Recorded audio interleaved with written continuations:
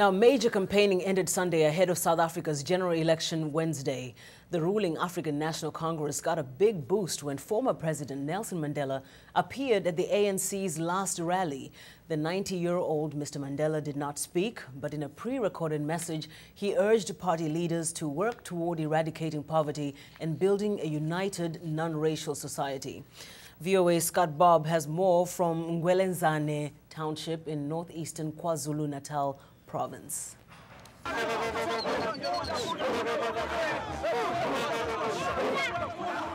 Thousands of supporters of the ruling African National Congress cheer ANC leader Jacob Zuma as he campaigns in his home region. The ANC is expected to win Wednesday's election, making Zuma South Africa's next president. But he is barnstorming here because this area previously supported the rival Inkatha Freedom Party. Zuma shows his populist roots, dancing with the crowd. He tells them in Zulu language that the ANC has learned from its mistakes and will try harder to deliver on its promises. We put education first, so that everyone will be educated, whether rich or poor, because an educated nation can stand by itself and develop by itself.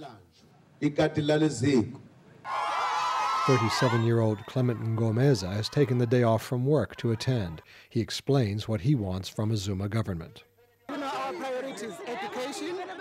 It's the top one. If we can get a very, very good education, that will be our number one.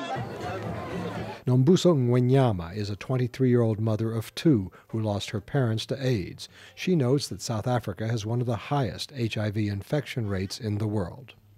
The first thing, this thing about HIV and AIDS thing, they have to find what they're going to do with the health and the hospital, including the children who don't have parents. They have to go there and look after them.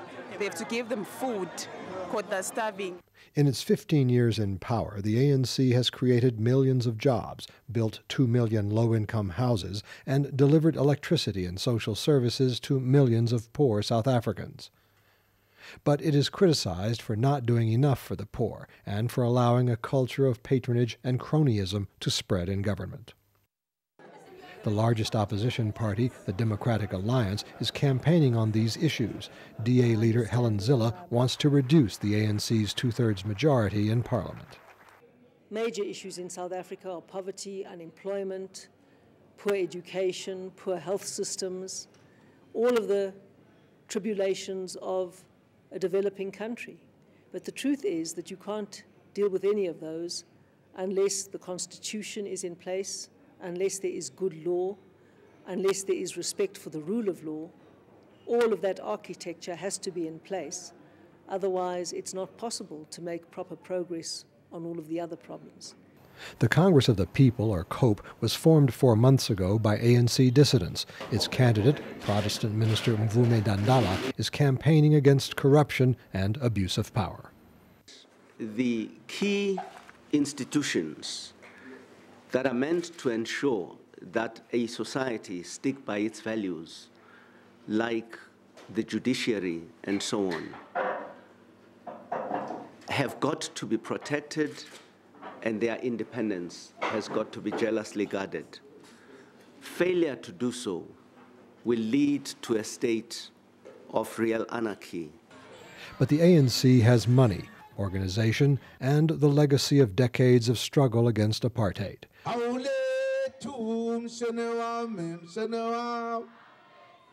And Zuma, who likes to close his rallies with a struggle song called "Bring Me My Machine Gun," does not let that be forgotten. This, combined with his humble background and common touch, appeals to many of South Africa's least advantaged voters. Scott Bob, VOA News, Ngwelezane, South Africa.